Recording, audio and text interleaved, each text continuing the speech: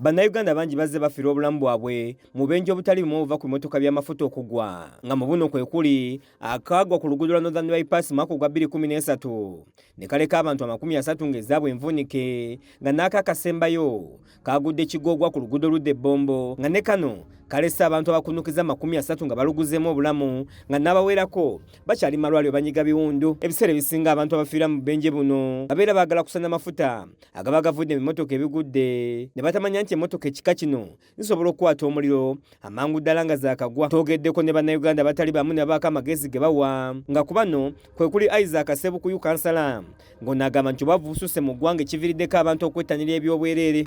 Obwavu bungi nnyo mu bantu oli walaba ekintu ekyobwereere ayala kirwanire. So senga gavumenti etaddewo embeera y'emirimu mu bantu enjega ngezi tutwali zifunye kuba kati bibadde mu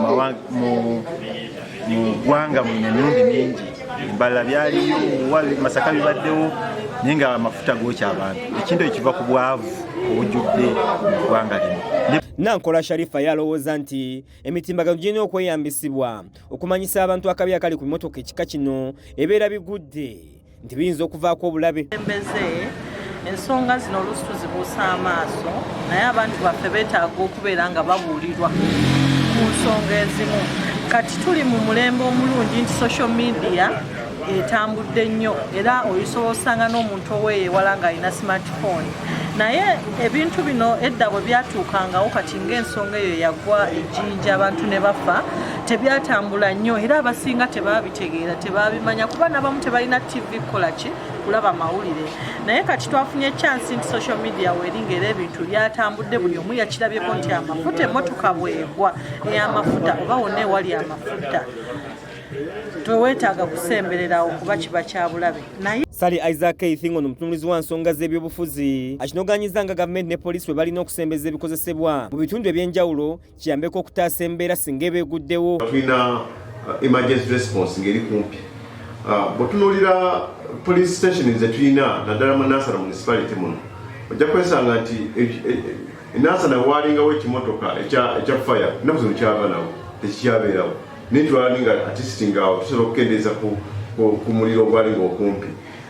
Ekawempe waliwo ekimotoka awo ekyekawempe naye ebiseera ebisinga ogenda okulaba nga kiri mechanical condition etali improve naye ogenda okwesanga nga responsibility ate okisanga ku headquarters. So ekisobola okukolebwa kati saawa eno kwekulaba nga poliisi ennene nga olaba ezitulako ba DPC nga olaba Nansana wandibadde waliwo ekimotoka nga kiri mu mbeera nnungi nnyo nga ate kisobola okuresipondinga ku speed nga abasirikale eva babeera ku alert.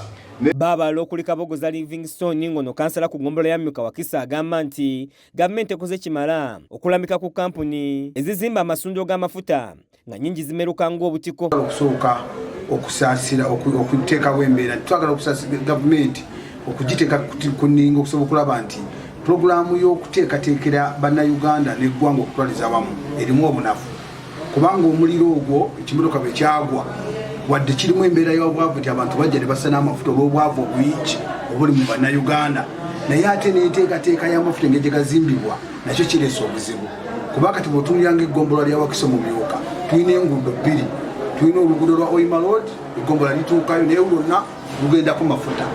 Kiza Peter yakusakidde eggulire lino ku lwa KSTV agaleero.